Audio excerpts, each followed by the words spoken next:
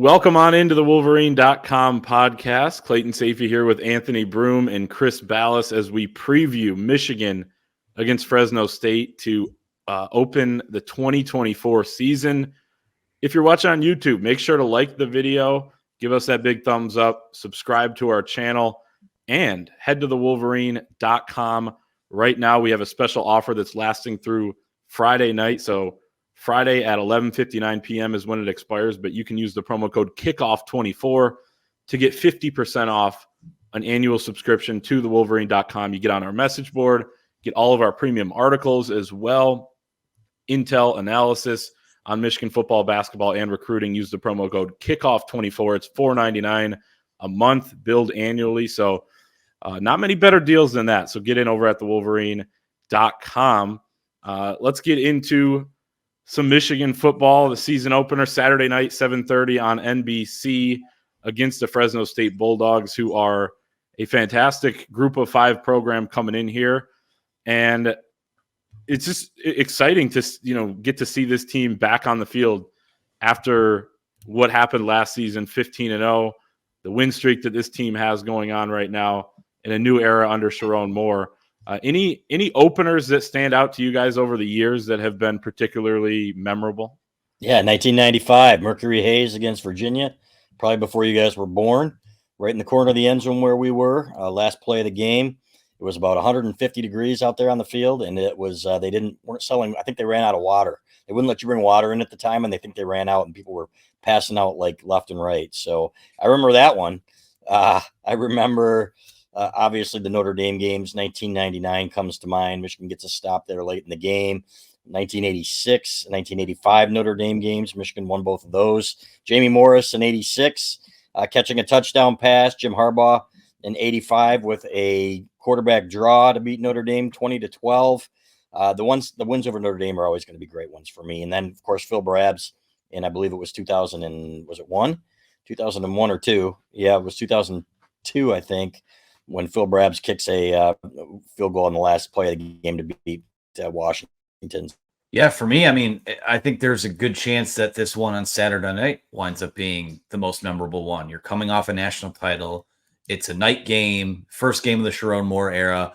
A lot of excitement, a lot of unknowns. I think kind of as we lose Chris Ballas here, we'll get him back in a second. A lot of unknowns, but there's some excitement in the unknown. There's some anxiety in the unknown. But again, a lot of the, most of the Michigan season openers I've seen, really all of the ones I've seen, have been on the job, and most of them have usually been a bye game to kick off the year. I'll say a memorable trip was going down to Notre Dame in 2018, but not very memorable from a game outcome perspective. But yeah, this one on Saturday night, it's I think this one has a chance to be the one that kind of sticks out as most memorable, and we'll talk about the opponent, but I think it has a chance to be sneakily maybe a competitive game here. So we'll see what happens. But regardless, excited that we're back here doing Thursday shows, talking about a Saturday football game.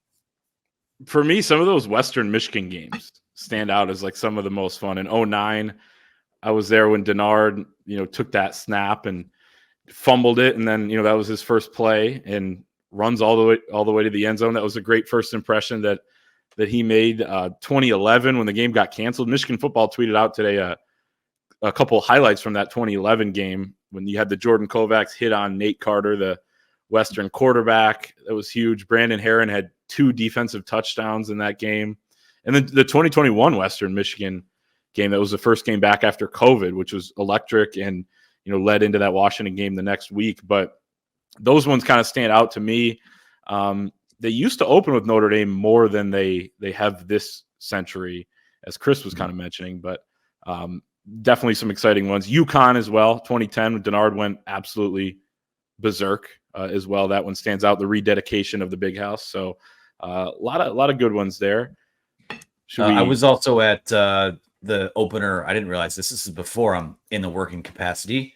2013, Michigan beats Central Michigan 59-9. So couldn't remember if that was an opener or not. A quick Google search told me that it was. So all right, we got everybody back. Technical difficulties worked out at least for the second. But let's move on. Michigan looking to defend their national championship. In the 11 previous national championships, that Michigan has had before the 12th last season, Michigan has repeated 5 of the 11 times. It's a pretty good percentage, 45.4%. Of course, some of those a little bit of a different time, different landscape in college football, and certainly even this year, a different landscape than the previous season. But it's still worth noting. Is Michigan gonna make that 6 out of 12, boys? Depends on the quarterbacks, right? As to whether or not they're going to compete for it and make the playoff. If you make the playoff, and if you have a good football team with a defense like this and you get good quarterback play, then you can certainly make some noise in a playoff. So that's what it's going to come down to for me. I think this is going to be one of the best defenses in the country. And a lot of it depends on chemistry too. And last year's team was unbelievably tight. And is it going to be the case for this year's team? I don't know. Look at the 1900s. Yeah. John Borton covered that 1905 team. I don't think he was around yet in 04, but 05, the first time they didn't repeat. So, but yeah, 48 and 49, 47, 48, actually 47, I don't think is recognized, but if, in my opinion, yeah, so there it is. Yeah. 48 and 49. So, but I don't know, guys. I think that I obviously I would bet heavily against it, but it takes a lot, as we saw last year, a lot of breaks to go your way, to not only go undefeated, but to win a national championship. So, but I think this team will be competitive in the Big Ten, and if it continues to improve, it'll have a chance in the playoff. I think they're a playoff team. I'm not ready to say they're a national title contender yet, and it's kind of crazy to say like there is a difference now because typically you get in the 14 playoff, you're like, all right, you're right in the mix to play for a national title. Now it's you get in, you see what happens. I know Clayton, you've been a proponent of getting in and getting that 5 seed, getting that home playoff game, taking on the lowest ranked team that has a bye in that next round. So, if things break the right way, I mean, certainly you can make a run. But, the thing is like, even if you have a historically good season, you have to play 2 more games than you would have just getting into the playoff. And I think, Chris, you talk about all the things that have to go right. I mean, look at all the things that they persevered through that went wrong last year too. So the stars kind of aligned there. I mean, when you have a season like that, it is the stars kind of aligning. You look at most of those national championships, they happened, I think, before the forward pass was even invented. So a lot easier to repeat back then. Now talent's a little more spread out. And, I think there are probably 4 or 5 teams ahead of them that I'd probably have more likely to do that. But I do think that if they can get the quarterback thing at least stabilized, they're going to be in the conversation for that. And they're going to be in every single game that they play this season. I have no doubt about that. Before the forward pass, he's echoing a Spartan and Buckeye talking point there. I mean, it's factually true. Like, it might be the only thing they say that is factually true. I think there was. I didn't come on here and say it in a ski mask and sunglasses either. And they all count, damn it. They do. They do. This one, guess what? In 100 years, this one will have been 100 years ago, and whatever. So that's just how the world works. But thought that was interesting, and I do feel like this championship window is open at least for another season, whether that's Big Ten championship, right, or making the playoff and making a little bit of a push as well. I mean, you don't know how it's going to go, and I don't think a lot of people would have characterized Alabama at the beginning of last season as a playoff team, given what they had at quarterback, but they improved, and not that it's easy to do so to that level, but it's and now there's more leeway too as you go throughout the season where you could lose a game early on, could lose another game somewhere along the way and still get in, maybe even a third. I got a question for Anthony real quick. AB, you ready to answer this question? As ready as I'll ever be. Do you like fun? I do like fun. Well, let me tell you about PrizePicks, okay? Because it's the most fun way to enjoy watching sports. We want to thank our great sponsor, PrizePicks, where you can win up to 100 times your money this football season. You just select 2 or more players, pick more or less on their projected stats, and place your entry. It's a great way to test your skills as a fan. It's simple and easy to play. I make my picks, submit my entry in less than 20 seconds. I did it actually before the show. Super easy. And we will reveal our picks here in a second, but we have a special offer for you. Go to prizepicks.com or the PrizePicks app and use the code Wolverine to receive a guaranteed $50 once you play $5 in lineups. Again, special offer. Go to prizepicks.com or the PrizePicks app. Use the code Wolverine to receive a guaranteed $50 once you play $5 in lineups. This week, and we're recording on Thursday afternoon, I got a couple Colorado picks against North Dakota State. Travis Hunter over 73.5 receiving yards, and Shadur Sanders over 304.5, or excuse me, more than 304.5 passing yards. What do you guys have this week? Yeah, I've got Hunter with more than the whatever it was, and then I've got Sanders with less than, actually. So we'll see how it plays out. Yeah, I like Sanders to go more than that number. I think that Colorado is going to be not good again, but it's going to be the Shadur Sanders video game stat padding year as they try to make him the number 1 overall pick. And then I'm looking at Minnesota, North Carolina as well. Max Brosmer, the transfer quarterback, 187.5 pass yards. I'm going to go under that for him. I think going to have a little rough opener for Minnesota in the passing game. So those are the ones I'm going with. You mean less than? Sure. Yeah. Less than. Absolutely. That's exactly what he meant. It's time to fuel the excitement for the upcoming NFL college football season. So get in with PrizePicks. They're also introducing not 1, but 2 free squares. First up, they have Alabama standout quarterback Jalen Milroe, who we just referenced earlier in the show. He needs to exceed.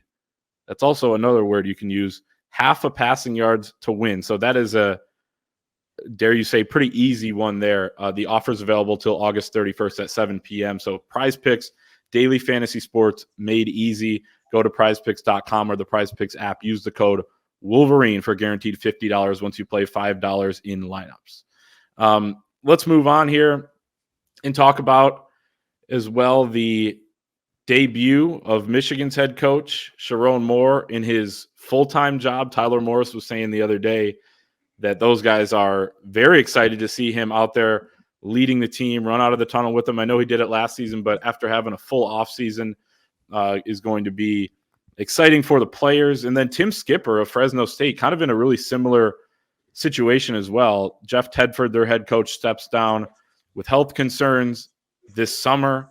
He steps in as the interim head coach. He had to do that last year before the New Mexico Bowl as well. Led them to a big-time 37-10 win over New Mexico State, which had beaten Auburn just a few weeks earlier. So a couple former interim coaches. I guess Tim Skipper is still an interim coach, but Sherrone Moore's debut should be exciting as well. Yeah, and you know what?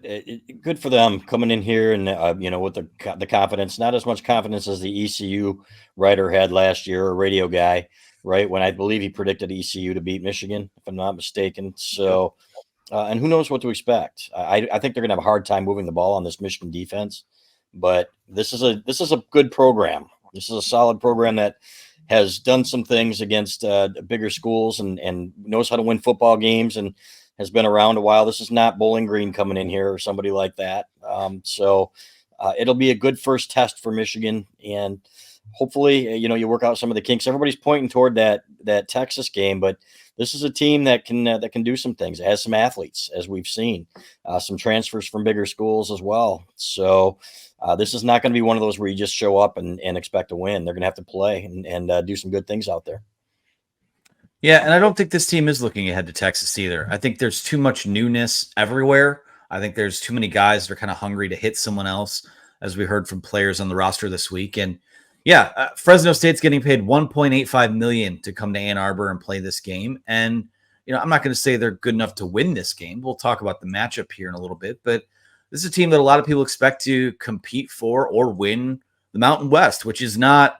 It's not the Sun Belt. It's not the Mid-American Conference. It's not, obviously not the Big Ten, but there's some good football and some good football players out there and some good players on this Fresno State roster. So they're, in their minds, they're not coming to collect a paycheck. They're coming to compete and try and win a football game. And that's, I think that's going to be good for this team. The last few years, I think it was beneficial for Michigan to kind of have that ramp up into the season, I should say.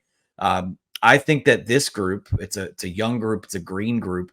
I think that they need to play competitive snaps against a team that, if you don't come and bring it, they will compete and they could take you down to the wire. So excited to see what it all looks like. As we said to start the show, when we're talking about season openers, I mean, this has a chance to be one of the best atmospheres for any of them as you're defending a national title. It's your head coach's first game.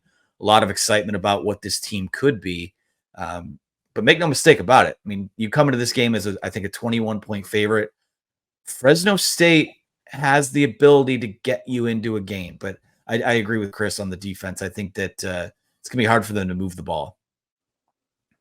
Yeah, no doubt. We'll talk about that too a little more in depth in just a second, but it is an interesting program to come in here too when you have so much change yourself. Now, unfortunately, Fresno State undergoing some change, but like we said, Tim Skipper was the guy who took over last year when they had, when Jeff Tedford had to step down for the bowl game. He's been around. He played linebacker there under the legendary Pat Hill, who coined the term anybody, anytime, anywhere. And as you guys both said, like Fresno State has come in and beaten a lot of big boys.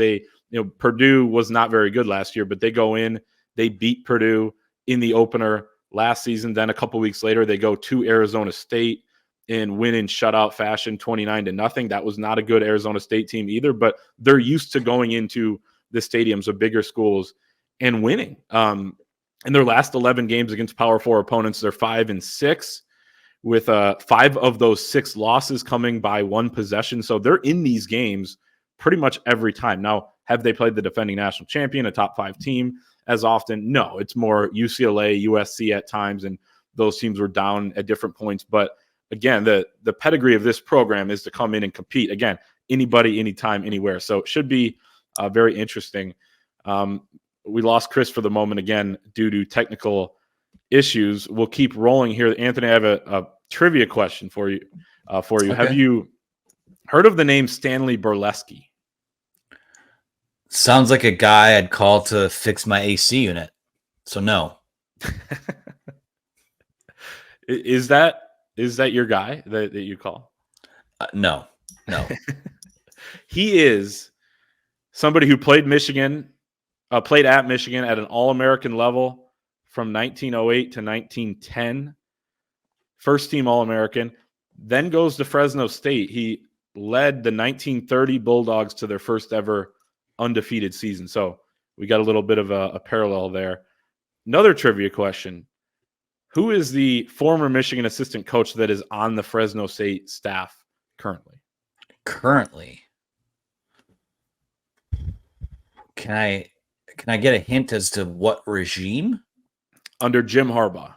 Oh. I don't think you're going to get it. I probably won't get it. No offense to you. It's a kind of a tough one. A deep cut. I'm going to say, sorry, this is terrible. This is terrible podcasting. Terrible video. Can I just say it? Yeah, Mike Zordich. Okay, that's a good guess. It is not. It's John Baxter, the special teams coordinator, who has been at Fresno State in the past, is now back there, and of course was Michigan special teams coordinator in 2015. I don't know if anything went wrong in special teams that year, but talking to Paul Loeffler, the play-by-play voice of Fresno State, he was telling me he thinks John Baxter probably has something up his sleeve for this game. And a lot of the wins that they've had, and this is why I bring this up now, a lot of the wins that they've had against these power conference opponents have included big-time special teams plays, special teams efforts that have helped them get over the top in those games. So I'm just saying, keep an eye on John Baxter. He knows how the wind goes and kind of swirls down there at the big house. He understands what it's like to play and coach in that stadium. So he's going to have potentially his boys ready. And they do have a very good kicker who went 24 of 30 last year on the season on field goals, a couple 50-yarders, so 52-yarder as well. So he is, special teams could be the difference. Not projecting that it's going to come down to that. We'll get to our predictions in just a little bit. Let's talk about the Michigan offense against the Fresno State defense, Anthony. All eyes are on the Michigan quarterbacks, right? We still haven't had an official announcement as of 2:32 on Thursday afternoon as to what Michigan will do at quarterback. I think a lot of people expect it to be Alex Orji. I think a lot of people expect to see multiple quarterbacks on Saturday night. Davis Warren, of course, also in the mix. I mean, that's going to be the most fascinating thing, most written about thing, most talked about thing about this game, as long as Michigan comes out with a win, right? Of course, if they lose, everyone will talk about that. But if they win, we'll be able to just judge, how'd the quarterback look? What was the situation? and you can kind of turn the page to Texas knowing, more what you're going to have. Yeah. I mean, not to sound like it's a lack of studying the game or studying the opponent. I honestly have no idea what to expect from this Michigan offense because we don't know who that guy's going to be. I'm confident that they can piece something together. I'm confident that whoever they throw out there should be able to, lead a balanced offense against this Fresno State defense, which is experienced and deep in their front seven. They've got some good players up there. To me, it's all about, here's what I find fascinating. And I think this is something that Sherrone said after we did our show on Monday. I believe it was on 97.1 The Ticket on the morning show, where he said, yeah, by Thursday or so, we'd love to hone in on who that guy is, maybe tell the team, and then it gets out there shortly after. Or it could be Saturday, or, it has run through his mind to play two quarterbacks. I suspect that they are going to name a starter. I suspect that it will be Alex Orji. And from there, again, the keys to what this thing looked like. I just want to see a baseline of vision for what the offense with him looks like. Now, I don't think you go full Denard Robinson and you just have him running around back there. I think, whoever wins this job has to be able to operate within what Michigan wants to be and has been offensively, but there's a different flavor it takes if a guy like that's out there. You probably see a little more, some more keepers. You probably see a few more designed QB runs.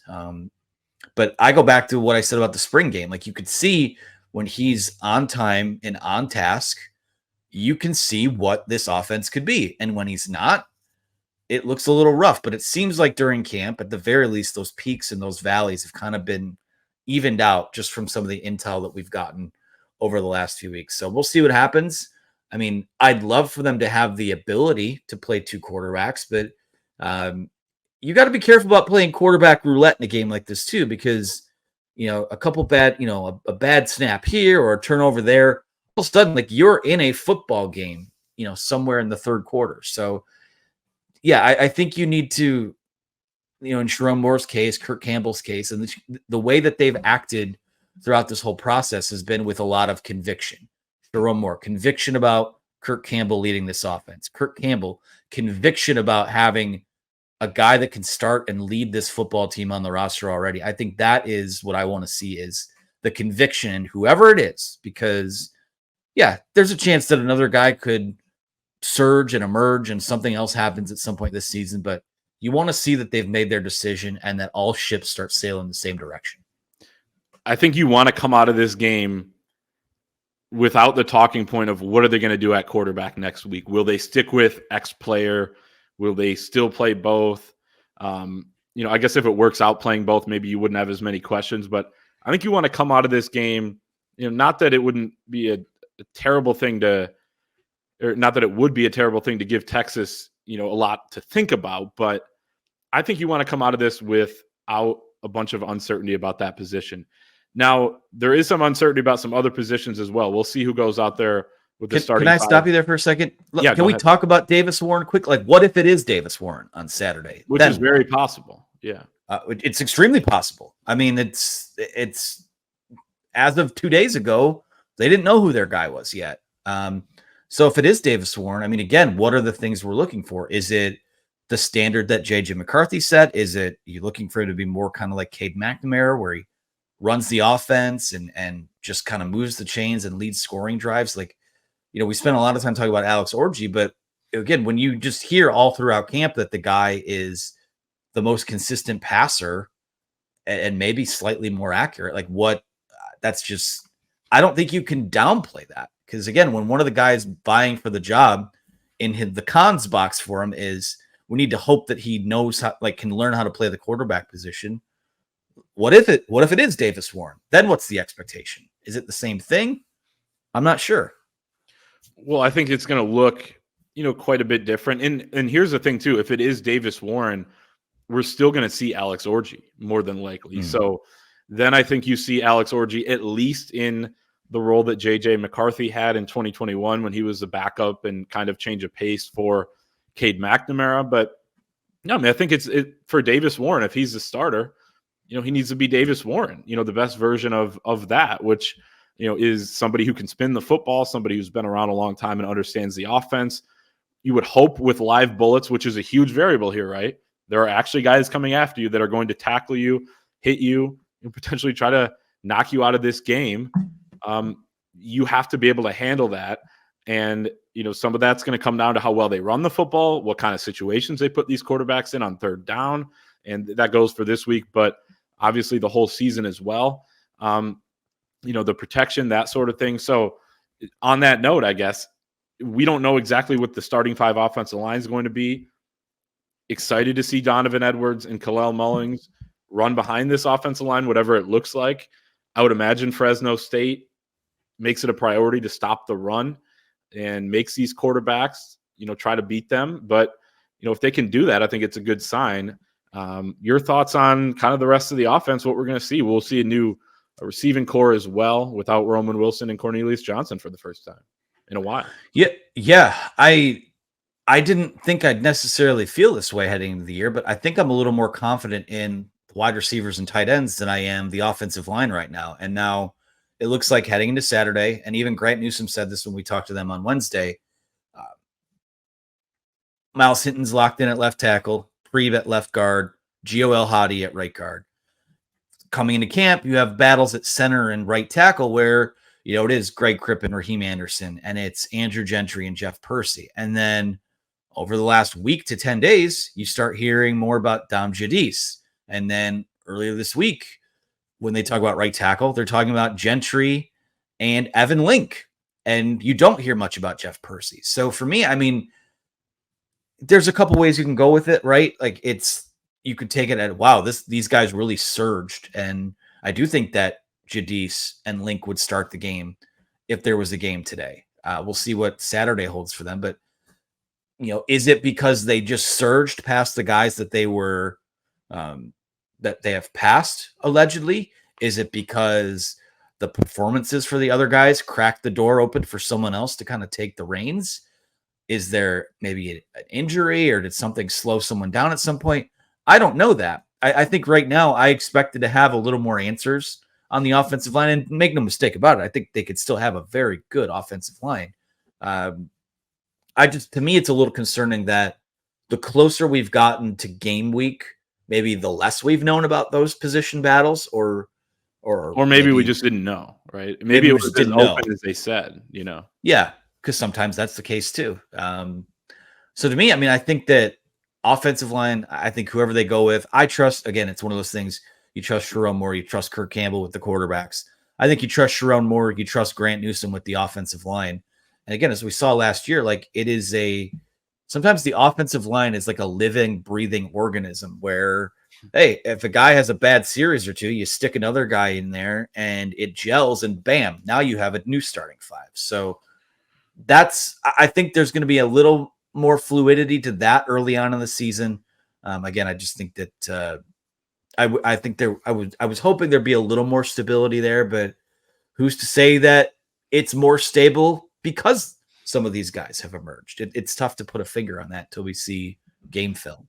You just hope it's like 2 really good players battling it out at a certain position, as opposed to somebody, being the lesser of 2 evils, I guess you could say. And none of us know that until they hit the field and we see it. And probably it's going to take a couple of weeks, and they do seem very confident about the guys that are battling at those 2 positions. But again, you don't really know, because they would say, and express confidence regardless. But I do think there are some good options there. I do think the offensive line is going to be pretty good. I think it could take some time, though, for them to come together. Receiving core and tight ends, and the usage there with Marlon Klein kind of stepping into a bigger role alongside Colston Loveland at tight end is going to be interesting to me, just because we'll see how this quarterback works, in terms of distributing the football, who they get it to. And of course, you don't want to show too much before Texas, but you do have to win this game, and it could, be kind of interesting for a while, you would think, in this one. I think getting the run game going is the number one key in this football game. Fresno State last year, they're 1-3 when they gave up 200 plus rushing yards. So, I do think that if a team is able to overpower them up front, like Michigan could with this offensive line, and run with some really good running backs, then they should be able to move the football, be able to keep the defense off the field, kind of go back to that formula that they've had in recent years. 5 starters returning on the Fresno State defense. They were 48th nationally last year in scoring defense, a pretty good unit. They forced 23 turnovers, which ranked 21st in the country. They limited big plays as well, only 19 given up of 30-plus yards. And a guy to watch on this Fresno defense is Cam Lockridge, who's a corner who last year was injured part of the season, played through an injury. I don't want to do another trivia question because I don't want to waste time on this, but his uncle and grandfather are Ken Griffey Jr. and Ken Griffey Sr., and they're expected to make an appearance at the Big House. It's going to be star-studded with a lot of the national champs coming back, as well as Ken Griffey Jr. Maybe we'll see the backwards hat on the field at the Big House. We'll see where he's sitting exactly, but it should be kind of fun. And then before we get into the Michigan defense, let's talk about one specific Michigan defensive player, and his name is Jaishawn Barham. Anthony, the hype train for Jaishawn Barham, it's getting a little out of control to the point that we just need Saturday night to come so we can watch this guy fly around in a winged helmet. But I'm going to read off just a few things that have been said about Jaishawn Barham from his teammates and his coaches. One is Max Bredesen. We all know he's one of the toughest guys on the team, probably the best blocker that's not a lineman on the team. He said that hitting Jaishawn Barham is like hitting a wall. Tyler Morris said he's heard rumors about what it's like to hit him. Luckily, as a wide receiver, he hasn't had to do that. Kalel Mulling says if you don't come correct, you'll end up on your ass when you're trying to block Jaishawn Barham. Sherrone Moore described him as mysterious and scary because he's quiet, but he's also a physical specimen. So just kind of his demeanor is mysterious and scary. And then Lou Esposito, D-line coach, said he's special. He said, he said this kid, and then he said, no, this man. Like, they won't even call him a kid. Because he's not a kid. If you've seen him walk around, he's definitely not a kid. He's a 6'3", 248-pound linebacker. He transferred in from Maryland and is absolutely a man. Grant Newsome, Michigan's O-line coach, who played with Devin Bush, said he's the most physically impressive second-level player he's seen in his time at Michigan. And again, Devin Bush is one of the best linebackers here. Now, it doesn't mean he's better than him, but physically impressive. He's certainly taller than Devin Bush. I mean, this guy is becoming, I don't want to take your joke, but you have a pretty good one about just the hype that is Jaishawn Barham. No, I mean, there's a few of them. You just put his name into any of the Chuck Norris jokes, like when God said, let there be light, Jaishawn Barham told him to say please next time. Time waits for no man unless that man is Jaishawn Barham. There is, daylight savings time was invented when Jaishawn Barham kicked the earth back an hour. Like, it goes on, like, he's become a folk hero. And I think I'll give credit where credit's due. I think Bud Elliott said this on Twitter.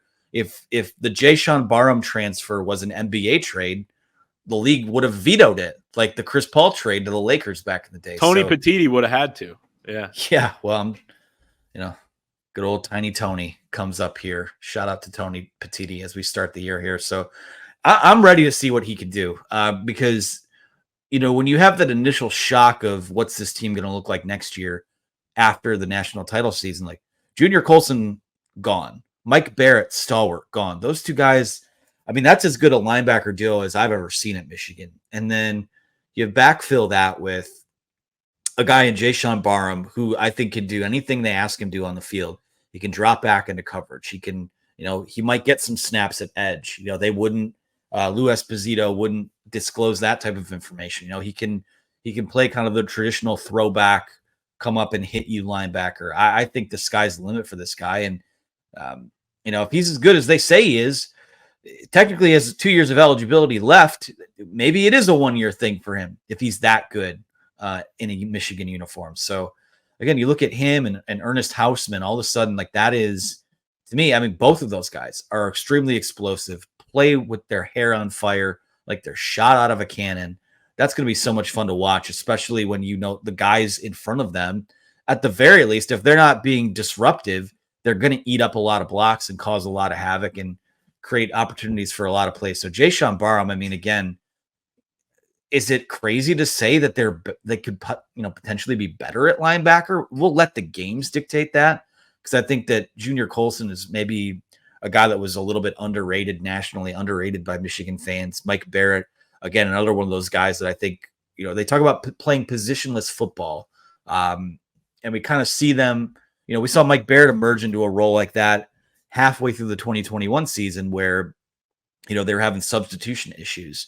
When you have these guys on the field that can do everything, it makes you that much more dangerous. And Jaishawn Barham, would it be a surprise if he was a top 3 player on this defense by the end of the year, on a defense that includes Mason Graham and Will Johnson and Kenneth Grant and Josiah Stewart? I don't know that it would be at this point. Like, we'll see, but if it's not legitimate, it's been an awful lot of hyperbole. I'll say that. What an opportunity too, to it's similar to Ernest Hausman, but Jaishawn Barham was a little better last year than Ernest Hausman was as a freshman. Again, he was a freshman before he came to Michigan. Jaishawn had 2 years at Maryland, so it's different, but you're this standout guy on this defense, somewhere else. You're not winning as much. They were an okay team. Maryland's made, some bowl games recently, but then you come now to one of the best defenses in America. And the hype you're getting already, you're going to be one of the top players on that unit. You get to play in an NFL system potentially a year before you go to the NFL. It's a really good opportunity for him. And you get a segment on the Wolverine podcast before the opener. Those two things, plus probably some NIL money sprinkled in. Life is good for Jaishawn Barham right now. Moving into the Michigan defense as a whole, besides Jaishawn Barham, we can still mention him. I'm sure he will come up, but what do you want to see out of this defense, I guess, in game one? Going against Mikey Keene, returning all Mountain West honorable mention quarterback for Fresno State, going against an O-line that's a little banged up but has some experience there, especially on the interior, and a team that's known for throwing the football, a program that has historically had good offenses.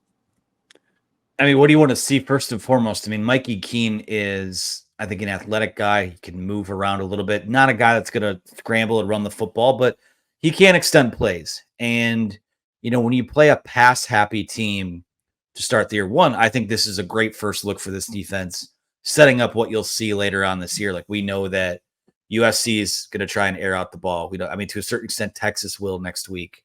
We know Jed and Washington are going to want to throw the football. Oregon, obviously. So to get this as a first look, I think is beneficial for them. And they have a lot of guys that are, maybe squattier wide receivers, but have a lot of juice, a lot of explosiveness to their game.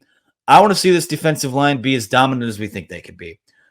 Mason Graham, Kenneth Grant, again, there's so many guys you have to pay attention to up front that I just don't know that it's possible that you can kind of shut down in this matchup, shut down a defensive line like this. They're rolling 4 deep at edge, probably at least 3 deep at defensive tackle.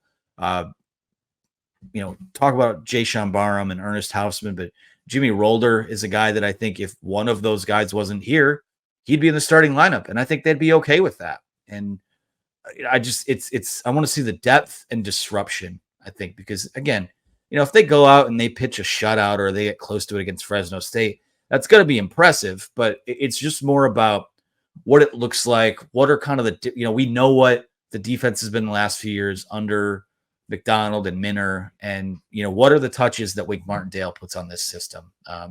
I don't think that they're really ever going to hold anything back. I think that whatever the game plan allows for from their perspective, that's what they're going to do. I don't think they're going to play too conservative. I think they will always just play aggressive, but I think they'll be mindfully aggressive, which I know Wink's been fighting off the Don Brown comparisons all off season. I think that is the difference. I think they're going to be mindful about it. They're going to be stubborn. They're going to be multiple in what they do. And I'm just excited as hell to see what it looks like. I don't know how Fresno State, moves I could see them scoring a touchdown or two. Yes.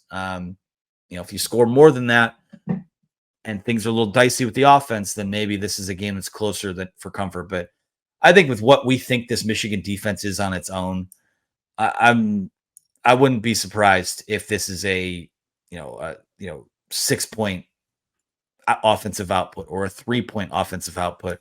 I think they have the goods to kind of overwhelm this team. The D-line could wreck this entire game, as you kind of said. And they should feel like this game is on them to a certain extent. Like, at the very least, the D-line is going to prevent Fresno State from winning this football game.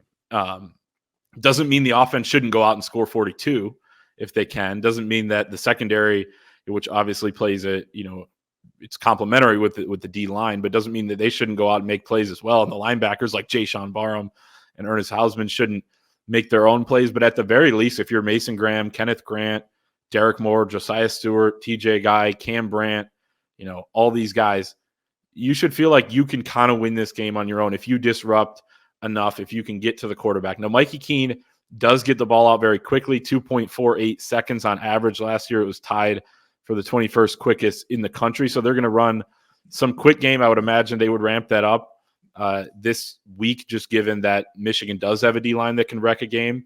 They pass the football a lot, as we said, 39.8 times per game last season. That ranked 9th in the country.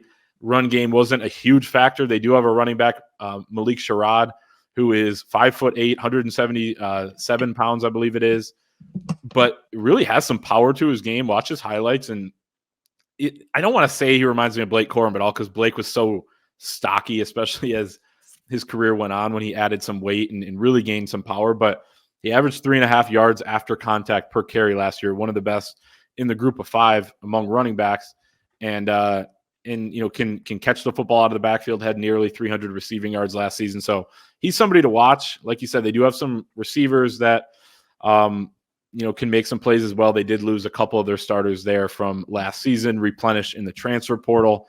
But it'll be interesting to see this Michigan defense go out there for the first time. And like we both kind of said in different ways, they are the roadblock for making this an interesting game, because if they can get 3 and out, maybe a 6 and out, that sort of thing, quick possessions, get the ball back in the hands of the offense so they can control the clock in the game and put up points, or maybe the defense puts up points themselves, then there's no chance, that this game is interesting late in the second half. But crazy things have happened as well. So we'll see. Special teams, real quick, debut of Dominic Zavada, kicker, transfer from Arkansas State, coming in, playing his first game in the Big House. Tommy Doman is back as well. We'll see who the returners are. Would imagine Samaj Morgan at least one of those jobs. And then I have written down in my notes here, John Baxter. That's about it. We'll see. It's not nothing to write that down either. Like John Baxter versus JB Brown. I mean, no, that's just a special teams guru against a guy who's relatively green, at least on the coaching staff. So JB is an understudy of Jay Harbaugh. He's watched and coached a lot of good football. So I assume we'll have those boys ready to roll.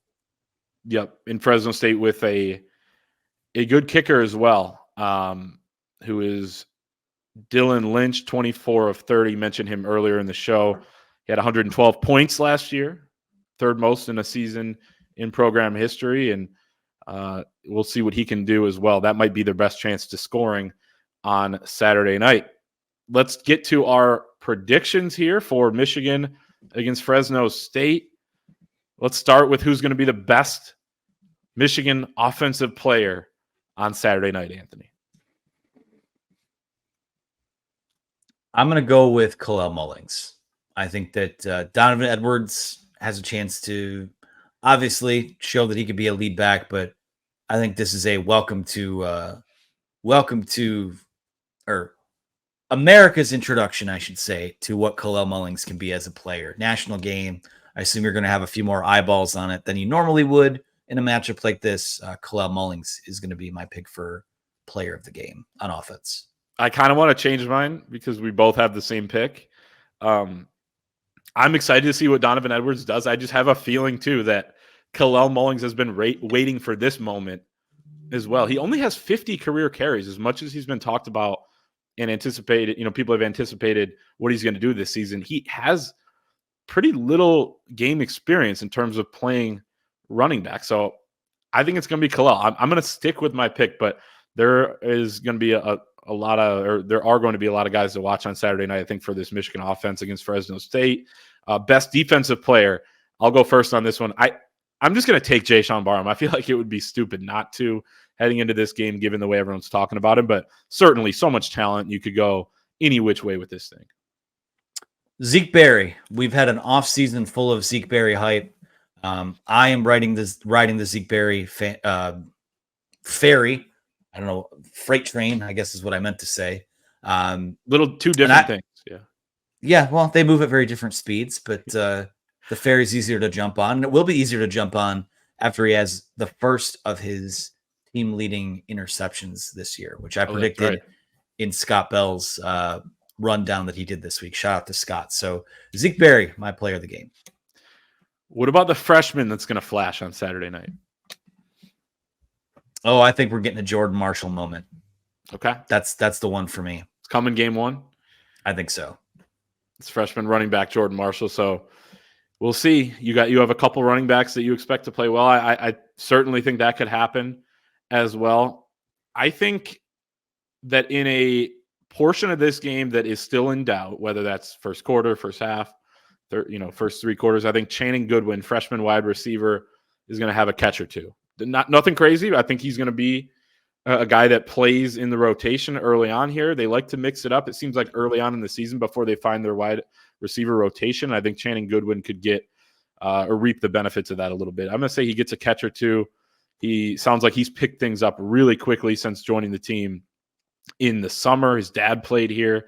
We're talking to Tyler Morris about that the other night, how the guys whose dads played here, or Kendrick Bell, whose older brother played here, there's something just a little bit different about them understanding the expectations of playing at Michigan. And from all accounts, Channing Goodwin has had an outstanding camp. So I'm going to go with the wideout there. Interesting. I love for Cole Sullivan. I just don't know that he's going to get in right away, that much. I think this game for three quarters might be like, 2-3 score game where you still have the starters in. But I do think Cole Sullivan's going to play. Don't make me make me go back on any Cole Sullivan, any things I've said about him. Let's get to our final score predictions now. Our staff picks article is out over at thewolverine.com, so check that out. We got picks from Chris Ballas, Anthony Broom, myself, Doug Skeen, and John Borton. Anthony, I'll let you start, and we will read Chris's as well since he was not able to hop back in due to technical difficulties.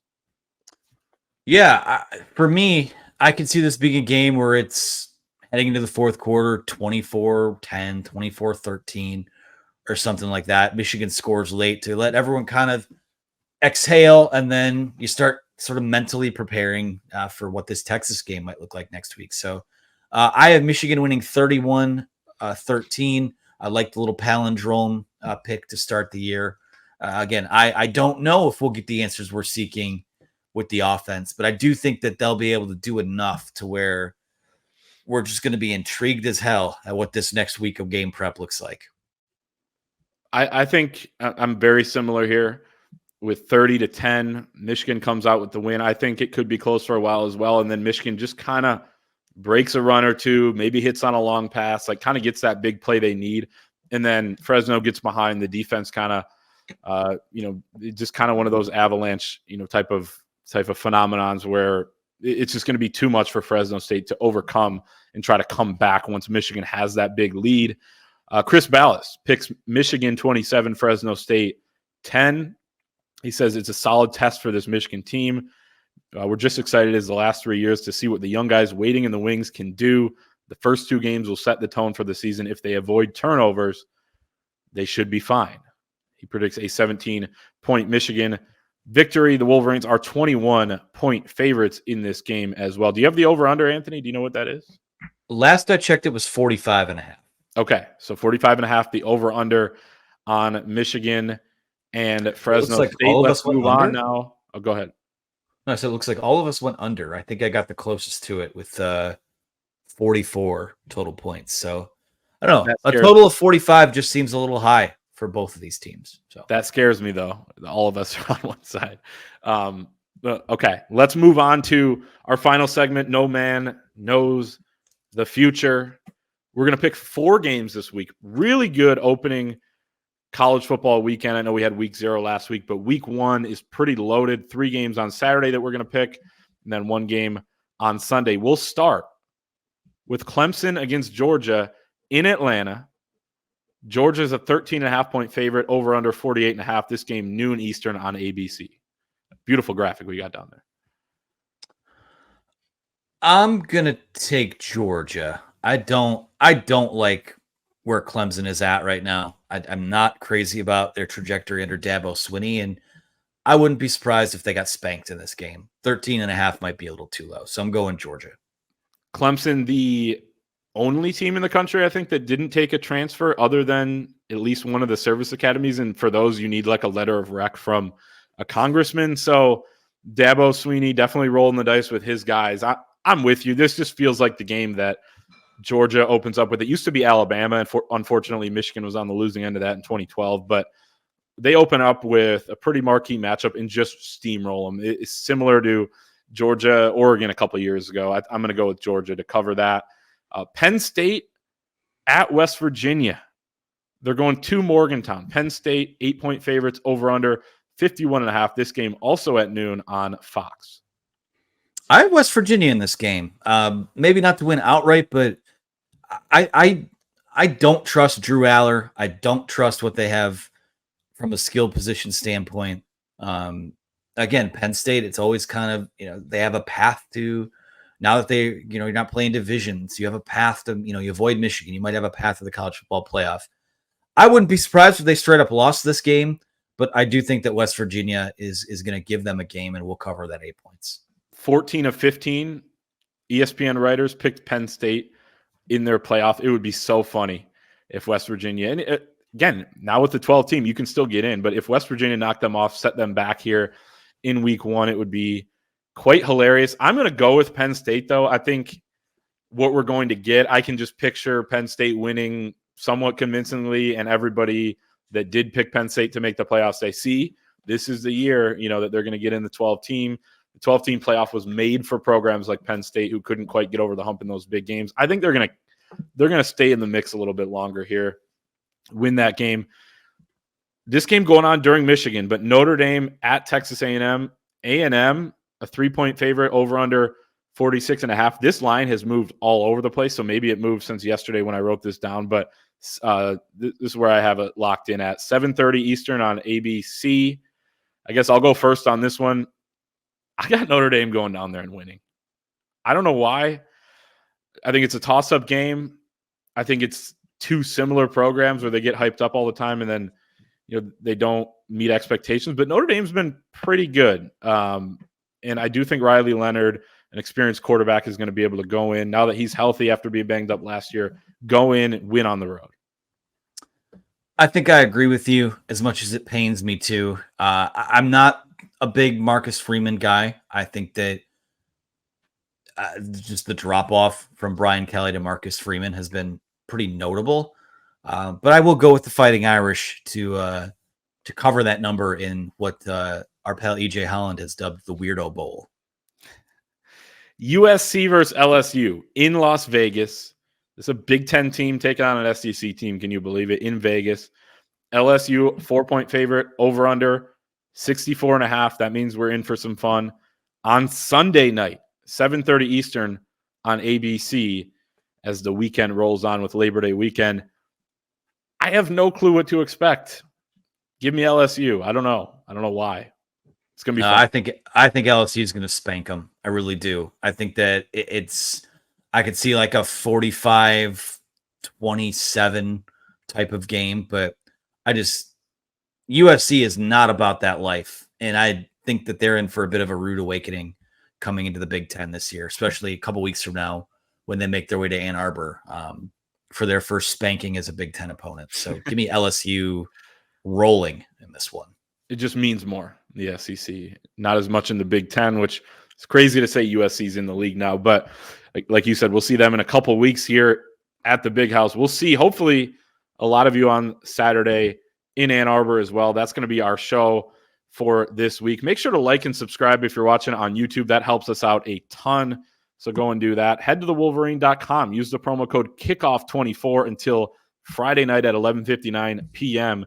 to get 50% off your annual subscription to the Wolverine. Get behind the paywall, all of our intel analysis, get on the message board, all of that at thewolverine.com. And we will see everyone hopefully on Saturday, but if not, Monday night.